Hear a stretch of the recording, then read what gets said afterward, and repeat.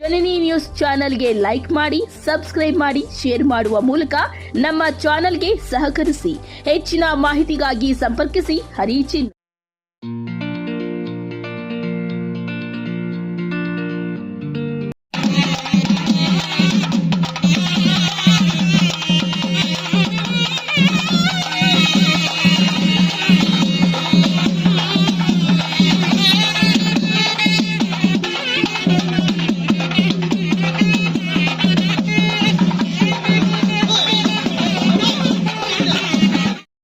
ಎಷ್ಟೇ ಎತ್ತರವಾಗಿ ಬೆಳೆದ್ರು ಕೂಡ ಅದರ ಬೇರುಗಳಿರೋದು ಮಣ್ಣಿನಲ್ಲೇನೆ.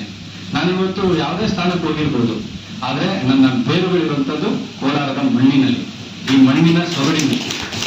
ಈ ಮಣ್ಣಿನ ಋಣ ತೀರಿಸುವಂತ ಕೆಲಸವನ್ನಷ್ಟೇ ನಾನು ಮಾಡ್ತಾ ಇದ್ದೇನೆ. ಇವತ್ತು ಹಲವಾರು ಜನ ಇದ್ದಾರೆ. ಅವತ್ತು ಮಾಸಿದ ಬಟ್ಟೆಯಲ್ಲಿ ನನ್ನ ಜೊತೆ ಓಡಾಡಿದವರು, ನನ್ನ ಜೊತೆ ಊಟ ಮಾಡಿದವರು, ತಿಂಡಿ ತಿಂದವರು, ಜೊತೆಗೆ ಪೆಗ್ಗಾಕ್ದವರು ಎಲ್ಲರೂ ಕೂಡ ಇಲ್ಲಿದ್ದಾರೆ. ಕೋಲಾರ ಇವತ್ತು ಪತ್ರಿಕೋದ್ಯಮ ನನ್ನ ವೃತ್ತಿ ಧರ್ಮವನ್ನ ರೂಪಿಸಿರ್ಬೋದು, ಆದ್ರೆ ನನ್ನ ವ್ಯಕ್ತಿತ್ವವನ್ನ ರೂಪಿಸಿದವರು ಕೋಲಾರದ ಜನಗಳ. ಯಾಕೆ ಅಂತಂದ್ರೆ ಕಳೆದ 25-30 ವರ್ಷಗಳಿಂದ ಅದೇ ಪ್ರೀತಿ ಮತ್ತೆ ವಿಶ್ವಾಸವನ್ನ ಅವರು ನನಗೆ ಕೊಡ್ತಾ ಬಂದಿದ್ದಾರೆ. ಅವರೆಲ್ಲರಿಗೂ ಕೂಡ ನಾನು ಈ ಸಂದರ್ಭದಲ್ಲಿ ಚಿರಋಣಿಯಾಗಿರ್ತೀನಿ. ಇದೇ ಕೋಲಾರದಲ್ಲಿ ನಮ್ಮಪ್ಪ ಆರ್ ಕೃಷ್ಣ ಇದ್ರು. ಇದೇ ಕೋಲಾರದಲ್ಲಿ ಬೆಮ್ಮೆಲ್ ಫ್ಯಾಕ್ಟ್ರಿಯಲ್ಲಿ ನಮ್ಮಪ್ಪ ಬೆಳಿಗ್ಗೆ ಕೆಲಸ, ಬೆಮ್ಮೆಲ್ ಫ್ಯಾಕ್ಟ್ರಿ KGF ಆಗುತ್ತೆ, ಬೆಳಿಗ್ಗೆ ಕೆಲಸ ಮಾಡೋರು. ಸಾಯಂಕಾಲ ಅಲ್ಲೊಂದು ಚರ್ಚ್ ಇದೆ, ಮೀಡಿಯಮಲ್ ಚರ್ಚ್, ಗೊತ್ತಿರುತ್ತೆ ನಿಮ್ಗೆಲ್ಲರಿಗೂ. ಆ ಚರ್ಚಲ್ಲೇ ನಮ್ಮಪ್ಪ, ನಾನು, ನಮ್ಮ ಅಣ್ಣ 3 ಮಲಗ್ತಾ ಇದ್ವಿ. ಚರ್ಚಲ್ಲೇ ಮಲಗ್ತಾ ಇದ್ವಿ. 50% ಅಷ್ಟು ಪ್ರಭಾಕರ್ ಒಂದೇ ಗಳಿಗೆಯಲ್ಲಿ 25 ಲಕ್ಷ ರೂಪಾಯಿಯನ್ನ ನಮ್ಗೆ ಕೊಟ್ಟರು. ಇವತ್ತು 30 ಲಕ್ಷ ರೂಪಾಯಿ ನಾವು ಠೇವಣಿಯನ್ನ ಅದನ್ನ ನಮ್ಮ ಸಂಘದಲ್ಲಿ, ಅದಕ್ಕೆ ಸಪರೇಟ್ ಕ್ಷೇಮಾಭಿವೃದ್ಧಿ ನಿಧಿ ಅಂತ ಹೇಳಿ ಅದರಲ್ಲಿ ಆ ಠೇವಣಿ ಇಟ್ಟಿದ್ವಿ.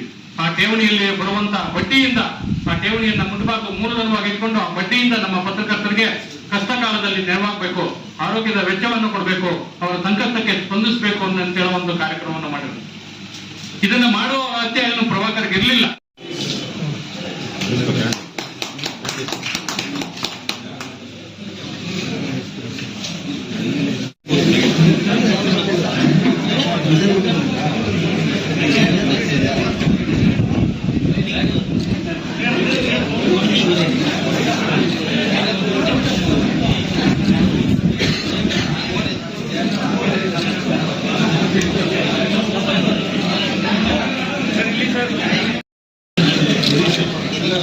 ವಸ್ತು ಸಚಿವ ಮಾಧ್ಯಮ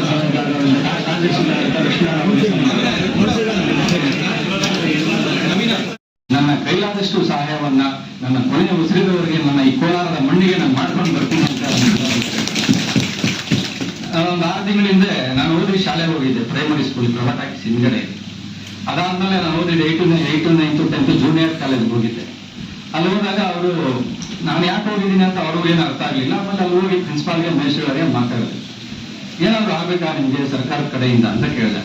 ಬಟ್ ಅವ್ರಿಗೆ ಏನೋ ನಾನೇನೋ ಮಾಡ್ಬಿಡ್ತೀನಿ ಅಂತ ನಿರೀಕ್ಷೆ ಇರಲಿಲ್ಲ ಅವ್ರಿಗೆ.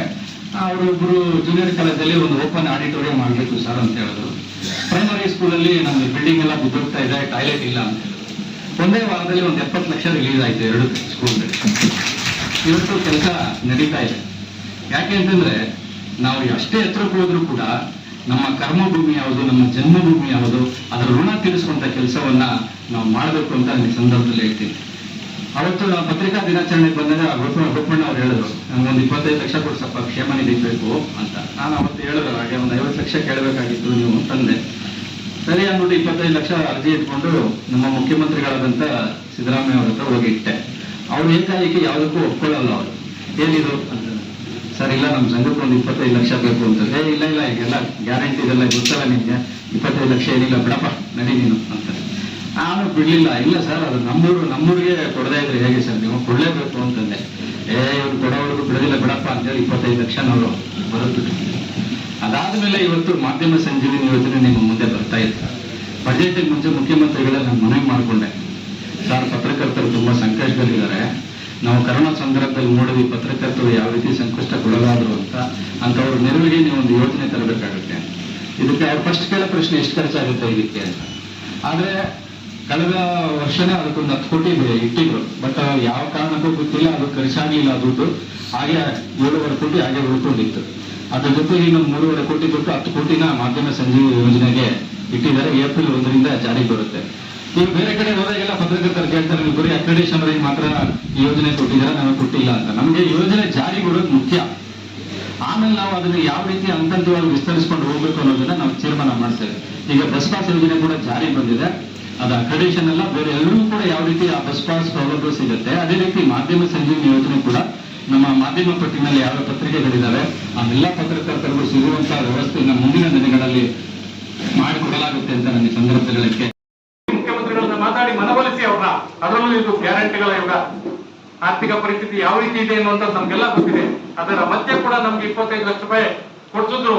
ಅದನ್ನ ಫಾಲೋ ಅಪ್ ಕೂಡ ಮಾಡಿದ್ರು. ಪ್ರತಿ ಸಂದರ್ಭದಲ್ಲೂ ಫಾಲೋ ಅಪ್ ಮಾಡಿದ್ರು. ವಾರ್ತಾ ಇಲಾಖೆಯಿಂದ ಆಗ್ಬೋದು ಅಥವಾ ವಾರ್ತಾ ಇಲಾಖೆ ಕಾರ್ಯದರ್ಶಿಗಳಾಗ್ಬೋದು ಅಥವಾ ಯಾರೇ ಇರ್ಬೋದು, ಎಲ್ಲರ ಮೇಲೆ ಪ್ರಭಾವ ಬೀರಿ ಎಲ್ಲರೂ ಒಂದ್ ಕಡೆ ಫೈಲ್ ಈ ತರ ಪೆಂಡಿಂಗ್ ಇದೆ ಅಂತ ಫೋನ್ ಮಾಡಿದ್ರೆ ಸಾಕು, ಇಮಿಡಿಯೇಟ್ ಆಗಿ ಅದಕ್ಕೆ ರೆಸ್ಪಾನ್ಸ್ ಅವರೇ ಮಾಡೋರು, ಅಲ್ಲಿಂದ ಫೈಲ್ ಮೂವ್ ಆಗಿದೆ ಅಂತ.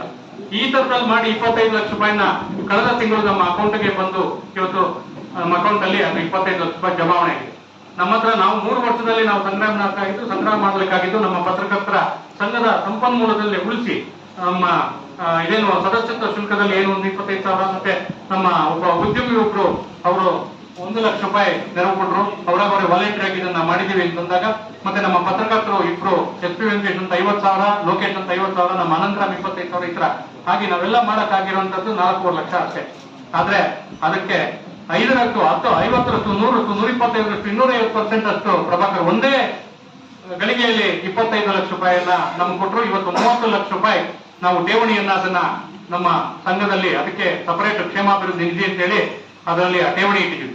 ಆ ಠೇವಣಿಯಲ್ಲಿ ಬರುವಂತ ಬಡ್ಡಿಯಿಂದ ಆ ಠೇವಣಿಯನ್ನ ಮುಟ್ಟಬಾರ್ದು, ಮೂಲಧನವಾಗಿ ಇಟ್ಕೊಂಡು ಆ ಬಡ್ಡಿಯಿಂದ ನಮ್ಮ ಪತ್ರಕರ್ತರಿಗೆ ಕಷ್ಟ ಕಾಲದಲ್ಲಿ ನೆರವಾಗಬೇಕು, ಆರೋಗ್ಯದ ವೆಚ್ಚವನ್ನು ಕೊಡಬೇಕು, ಅವರ ಸಂಕಷ್ಟಕ್ಕೆ ಸ್ಪಂದಿಸಬೇಕು ಅಂತ ಹೇಳೋ ಒಂದು ಕಾರ್ಯಕ್ರಮವನ್ನು ಮಾಡಿದ್ರು.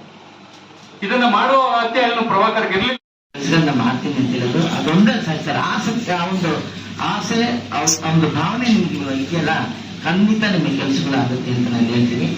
ನಾನು ಇನ್ನೊಂದು ಹೇಳಕ್ಕೆ ಇಷ್ಟಪಡ್ತೀನಿ. ಪ್ರಭಾಕರ್ ಹೇಳಿದ್ರು, ಒಬ್ಬ ಸಾಧಾರಣ ಪೇದೆ, ನಮ್ಮಪ್ಪ ಪೊಲೀಸು, ಅವ್ರ ಮಗನಾಗಿ ಹುಟ್ಟಿ ಇಷ್ಟು ಬೆಳೆದಿದ್ದಾರೆ ಅಂತ ನನ್ನ ಬಗ್ಗೆ ಹೇಳ್ತಾ ಇದ್ದೀನಿ. ಈ ಪೇದೆ ಆಗಕ್ಕೆ ಮುಂಚೆ ಒಂದು ಕಥೆ ಇದೆ ಸರ್. ಇದೇ ಕೋಲಾರದಲ್ಲಿ ನಮ್ಮಪ್ಪ ಆರ್ಕೆಸ್ಟ್ರಾಲ್ ಇದ್ರು. ಇದೇ ಕೋಲಾರದಲ್ಲಿ ಬೆಮ್ಮೆಲ್ ಫ್ಯಾಕ್ಟ್ರಿಯಲ್ಲಿ ನಮ್ಮಪ್ಪ ಬೆಳಿಗ್ಗೆ ಕೆಲಸ, ಬೆಮ್ಮೆಲ್ ಫ್ಯಾಕ್ಟ್ರಿ ಇದೆಯಲ್ಲ ಸರ್, KGF ರೂಟಲ್ಲಿ ಬೆಳಿಗ್ಗೆ ಕೆಲಸ ಮಾಡೋರು. ಸಾಯಂಕಾಲ ಅಲ್ಲೊಂದು ಚರ್ಚ್ ಇದೆ, ಮೇರಿಯಮ್ಮನ ಚರ್ಚ್, ಗೊತ್ತಿರುತ್ತೆ ನಿಮ್ಗೆಲ್ಲರಿಗೂ. ಆ ಚರ್ಚಲ್ಲೇ ನಮ್ಮಪ್ಪ, ನಾನು, ನಮ್ಮಣ್ಣ 3 ಮಲಗ್ತಾ ಇದ್ವಿ. ಚರ್ಚಲ್ಲೇ ಮಲಗ್ತಾ ಇದ್ವಿ. ನಾನು ಇವಾಗ ಹೇಳಲೇಬೇಕು, ಊಟ ಏನು ಅಂತ ನೀವು ಕೇಳಿದ್ರೆ, ಬೆಳಿಗ್ಗೆ ನಮ್ಮಪ್ಪ ಬೆಮ್ಮೆಲ್ ಫ್ಯಾಕ್ಟ್ರಿ ಕೆಲ್ಸಕ್ಕೆ ಹೋಗ್ಬಿಡೋರು. ನಾವೊಬ್ರು ಮನೇಲಿ ಅವರು ಕ್ರಿಶ್ಚಿಯನ್ ಅವರು, ರಾಜು ಅಂತಾನೆ ಏನೋ, ನನ್ನ ಮತ್ತೆ ತುಂಬಾ ಚಿಕ್ಕ ನಾನು. ಅವ್ರ ಮನೇಲಿ ಅನ್ನ ಬಸಿಯೋ ಗಂಜಿ ಇದೆಯಲ್ಲ, ಅದನ್ನ ಅವ್ರು ಚೆಲ್ತಾ ಇರಲಿಲ್ಲ. ಆ ಗಂಜಿನ ಉಪ್ಪಾಕಿ ಒಂದು ಈರುಳ್ಳಿ ಕೊಟ್ಟು ನನಗೆ ನಮ್ಮ ಮನೇಲಿ ಕೊಡೋರು, 2 ಗ್ಲಾಸ್. ಬೆಳಿಗ್ಗೆ ಇದೇ ತಿಂಡಿ.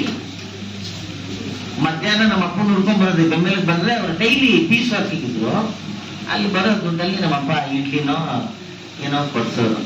ಯಾಕೆಂದ್ರೆ ಸುಮಾರು ವರ್ಷ ನಾನು ಕೋಲಾರದಲ್ಲಿ ವಾದ್ಯಗೋಷ್ಠಿಯಲ್ಲಿ ಇಲ್ಲಿ ಎಲ್ಲ ಸಾಯಂಕಾಲ ಹೊತ್ತು ಕೋಲಾರ ಇಲ್ಲಿ ಪರಿಚಯ ಇರೋನು. ಇನ್ನೊಂದು ಏನಂದ್ರೆ, ನಾವು ಯಾಕೆ ಇಲ್ಲಿಗೆ ಕೋಲಾರಕ್ಕೆ ಬಂದ್ವಿ ಈ ಕಡೆ ಅಂತ ಹೇಳಿದ್ರೆ, ಎಲ್ಲ ನಮ್ಮ ತಾಯಿಯ ಎಲ್ಲ ಫ್ಯಾಮಿಲಿಯವರು ಇರೋದೇ ಕೋಲಾರದಲ್ಲಿ. ಯಾವುದು ನಮ್ಮ ತಾಯಿ ಅವರ ಎಲ್ಲ ಫ್ಯಾಮಿಲಿ, ಅವರು ಕ್ರಿಶ್ಚಿಯನ್ರು ಇಲ್ಲಿದ್ರು. ಅದಕ್ಕೋಸ್ಕರ ನಮ್ಮಪ್ಪ ಕೆಲ್ಸಕ್ಕೆ ಇಲ್ಲಿ ಬಂದ್ರು. ಕೆಲ್ಸಕ್ಕೆ ಅಂದ್ರೆ ವಾದ್ಯಗೋಷ್ಠಿಗೋಸ್ಕರ ಬಂದ್ರು, ಮಕ್ಕಳನ್ನ ಸಾಕ್ಬೇಕು ಅನ್ನೋದಕ್ಕೋಸ್ಕರ ಇಷ್ಟೆಲ್ಲ. ಇದು ಕೋಲಾರದ ನನ್ನ ನಂಟಿನ ಕಥೆ. ನೀವೆಲ್ಲ ಕೋಲಾರದವರು, ನಾನು ಖಂಡಿತವಾಗಿ ಇದೇ ಕೋಲಾರದ ಮಣ್ಣಿಗೆ ಸೇರಿದವನು ಅಂತ ನಾನು ಹೆಮ್ಮೆಯಿಂದ ಹೇಳ್ಕೊಂತೀನಿ. ಬೇರೆ ಏನ್ ಮಾತಾಡ್ಬೇಕು ನಾನು ಅಂತಂದ್ರೆ ಒಂದು ರೀತಿಯಲ್ಲಿ ಅಚ್ಚುಮೆಚ್ಚು. ಪ್ರಭಾಕರ್ ಬಗ್ಗೆ ಅಫಲಿತವಾಗಿ ಅದು ಏಕವಚನ ಬಂದಿರುತ್ತದು ಅಷ್ಟರ ಮಟ್ಟಿಗೆ. ಯಾಕಂದ್ರೆ ಎಷ್ಟೇ ಪ್ರಯತ್ನ ಪೂರ್ವಕವಾಗಿ ಬಹುವಚನದಲ್ಲಿ ಮಾತಾಡಿದ್ರು ಕೂಡ ಸ್ಥಾನಕ್ಕೆ ಗೌರವ ಕೊಟ್ಟು, ಆದ್ರೂ ಕೂಡ ಎಲ್ಲ ಒಂದು ಆತ್ಮೀಯತೆ ನಮ್ಮನ್ನ ಅಲ್ಲಿಗೆ ಎಳ್ಕೊಂಡ್ಬಂದ್ಬಿಡುತ್ತೆ ಏಕವಚನಕ್ಕೆ. ಹಾಗಾಗಿ ನನ್ನ ಮಾತಲ್ಲೆಲ್ಲಾದ್ರೂ ಏಕವಚನ ಪದ ಪ್ರಯೋಗ ಆಗ್ಬಿಟ್ರೆ ಪ್ರಭಾಕರ್ ಅಂತ ಏನು ತಿಳ್ಕೊಳ್ಳಲ್ಲ, ಸದೈವ ಅದನ್ನ ಮನ್ನಿಸ್ಬೇಕು ಅಂತ ಕೇಳ್ಕೊಳ್ತಾ, ಪ್ರಭಾಕರ್ ಅಂತಂದ್ರೆ ಕೋಲಾರ ಜಿಲ್ಲೆಗೆ ಒಂದು ಹೆಮ್ಮೆ. ನಾಳೆ ಡಿ.ವಿ. ಗುಂಡಪ್ಪನವರ ಜಯಂತಿ. ಡಿ.ವಿ. ಗುಂಡಪ್ಪನವರು ಕರ್ನಾಟಕ ಕಾರ್ಯನಿರತ ಪತ್ರಕರ್ತರ ಸಂಘದ ಸಂಸ್ಥಾಪಕರು ಮತ್ತು ಕನ್ನಡದ ಭಗವದ್ಗೀತೆ ಅಂತ ಏನ್ ಹೇಳ್ತೀವಿ, ಮಂಕುತಿಮ್ಮ ಕಗ್ಗವನ್ನ ಬರೆದಂತವರು ದಾರ್ಶನಿಕರು. ಅವರು ಕೋಲಾರ ಜಿಲ್ಲೆಯವರು. ಕೋಲಾರ ಜಿಲ್ಲೆಯಿಂದಲೇ ಹೋದಂತವರು ಪತ್ರಕರ್ತರಾಗಿದ್ದಂಥವ್ರು. ಡಿ.ವಿ. ಗುಂಡಪ್ಪನವರ ಮತ್ತೆ ಮಾಸ್ತಿ ವೆಂಕಟೇಶಯ್ಯಂಗರ್ ಅವರು ಕೂಡ ಪತ್ರಕರ್ತರಾಗಿದ್ದಂಥವ್ರು. ಕೋಲಾರ ಜಿಲ್ಲೆಯಿಂದ ಬಹಳಷ್ಟು ಜನ ಪತ್ರಕರ್ತರಾಗಿರೋರು ಇದ್ದಾರೆ. ಕಾಮರೂಪಿ ಅವರು, ಎಂ.ಎಸ್. ಪ್ರಭಾಕರ್ ಅವರು, ಈ ತರದಲ್ಲಿ ಸಚ್ಚಿ ವೀಕ್ ಇದರಲ್ಲಿ ಮ್ಯಾಗ್ಝೈನ್ ಅಲ್ಲಿ ಇದಾಗಿದ್ರು, ಹೌಸ್ ಎಡಿಟರ್ ಆಗಿದ್ರು, ರೆಸಿಡೆಂಟ್ ಎಡಿಟರ್ ಆಗಿದ್ದಂತ ವೀಕ್ ಸಚ್ಚಿ ಅವರು. ಈ ತರದಲ್ಲಿ ಬಹಳಷ್ಟು ಜನ ಪತ್ರಕರ್ತರ ಮಧ್ಯೆ, ಪತ್ರಕರ್ತರ ಸಾಲಿನಲ್ಲಿ ಮತ್ತೊಂದು ಮುಕುಟವಾಗಿ ನಿಲ್ಲುವಂತ ವ್ಯಕ್ತಿ ಅಂದ್ರೆ ಕೆ.ವಿ. ಪ್ರಭಾಕರ್. ಯಾಕೆಂತಂದ್ರೆ ಕೆ.ವಿ. ಪ್ರಭಾಕರ್ನ ನಾವೆಲ್ಲರೂ ಕೂಡ ಇಲ್ಲಿರುವಂತವ್ರು ಬಹಳಷ್ಟು ಜನ 99 ಮಂದಿ ಪ್ರಭಾಕರ್ನ ನೋಡಿರುವಂತದ್ದು ನಮ್ಮೂರ ಕುರುಬುರಪೇಟೆಯಿಂದ ಬಂದಂತ ಪ್ರಭಾಕರ್ನೇ ನೋಡಿದೀವಿ ನಾವು. ಇವತ್ತಿಗೂ ನಮ್ಗೆ ಪ್ರಭಾಕರ್ ಅಂದ್ರೆ ಕುರುಬುರಪೇಟೆ ಪ್ರಭಾಕರ್ ಅಂತಾನೆ ಇದಾಗುತ್ತೆ.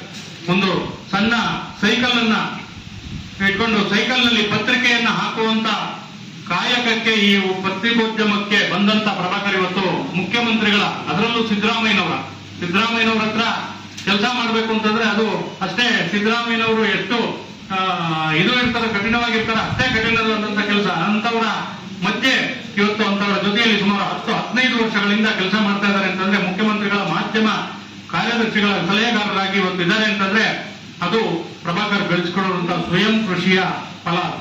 ಪರಿಶ್ರಮ ಮತ್ತು ಸ್ವಯಂ ಕೃಷಿ ಎರಡಕ್ಕೂ ಒಂದು ಉದಾಹರಣೆ ಏನು ಅಂತಂದ್ರೆ ಪ್ರಭಾಕರ್ನೇ ಕೊಡ್ಬೋದು, ಪತ್ರಿಕೋದ್ಯಮಕ್ಕೆ ಸಂಬಂಧಪಟ್ಟಂಗೆ.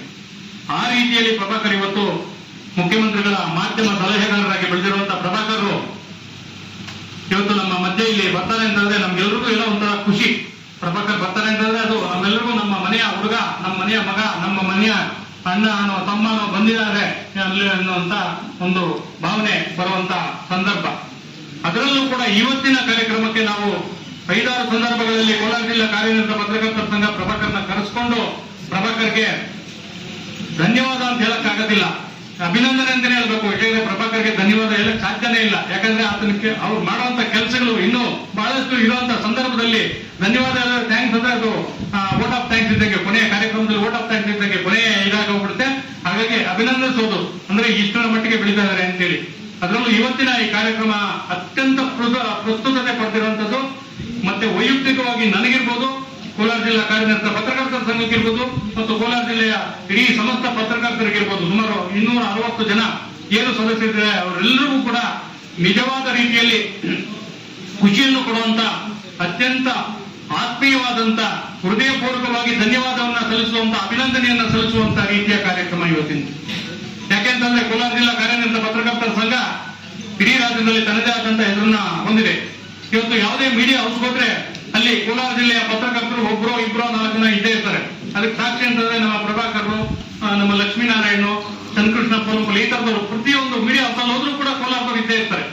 ಆ ರೀತಿಯಲ್ಲಿ ಕೋಲಾರ ಜಿಲ್ಲೆಯ ಪತ್ರಿಕೋದ್ಯಮ ತನ್ನ ಗಟ್ಟಿತನವನ್ನ ಉಳಿಸಿಕೊಂಡು ಪತ್ರಿಕೋದ್ಯಮಕ್ಕೆ, ಕನ್ನಡದ ಪತ್ರಿಕೋದ್ಯಮಕ್ಕೆ ಈಗಾಗಲೇ ನಾನು ಹೆಸರು ಹೇಳಿದೆ, ಪ್ರಭಾಕರ್ ಅವರು, ಕಾಮರೂಪಿ ಅವರದು, ನಮ್ಮ ಸಚ್ಚಿ ಅವರದು ಎಲ್ಲರದು. ಆ ತರ ಭಾರತೀಯ ಪತ್ರಿಕೋದ್ಯಮಕ್ಕೂ ಕೂಡ ಕೊಡುಗೆಯನ್ನ ಕೊಟ್ಟಿರುವಂತ ಒಂದು ಸಂದರ್ಭದಲ್ಲಿ ಆ ರೀತಿಯ ಒಂದು ಕೊಡುಗೆ ಎಲ್ಲ ಪತ್ರಿಕೆಗಳಿಗೆ, ಎಲ್ಲ ಮೀಡಿಯಾ ಹೌಸ್ಗಳಲ್ಲಿ ಇರುವಂತಹ ಸಂದರ್ಭದಲ್ಲಿ ನಮ್ಮ ಪ್ರಭಾಕರ್ ಇವತ್ತು ಇಲ್ಲಿಗೆ ಯಾತಕ್ಕೋಸ್ಕರ ಕರೆಸಿದೀವಿ ಅಂತಂದ್ರೆ, ಅದನ್ನ ಯಾಕೆ ಕರ್ಸ್ಕೊಂಡಿದೀವಿ ಇಲ್ಲಿ ಅಂತಂದ್ರೆ, ನಮ್ಮೆಲ್ಲ ಪತ್ರಕರ್ತರಿಗೂ ಕೂಡ ಕಲ್ಯಾಣಕ್ಕೆ ಆಗುವಂತಹ ಒಂದು ದೊಡ್ಡ ಮಹತ್ ಸಾಧನೆಯನ್ನ ಅವರು ಮಾಡಿಕೊಟ್ಟಿದ್ದಾರೆ ನಮ್ಗೆ. ಹಾಗಾಗಿ ನಾವು ಪ್ರಭಾಕರ್ನ ಇವತ್ತು ನಾವು ಥ್ಯಾಂಕ್ಸ್ ಹೇಳುವಂತದ್ದು ತುಂಬಾ ಚಿಕ್ಕದದು.